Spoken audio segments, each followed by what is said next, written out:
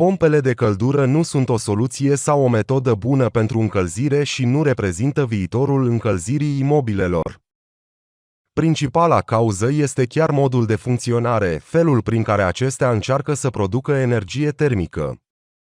Aceste aparate nu produc în mod direct căldură, așa cum se întâmplă în cazul celorlalte sisteme, care reprezintă modul ideal de încălzire, ci transferă energia termică dintr-o parte în alta.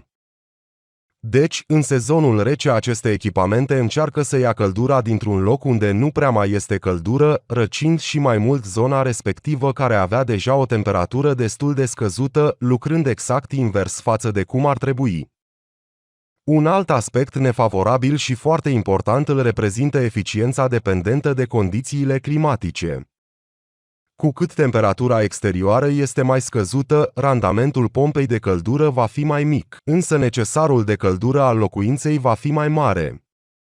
Când este nevoie de cea mai multă energie termică și de puterea cea mai mare de încălzire, randamentul pompei de căldură va fi cel mai mic.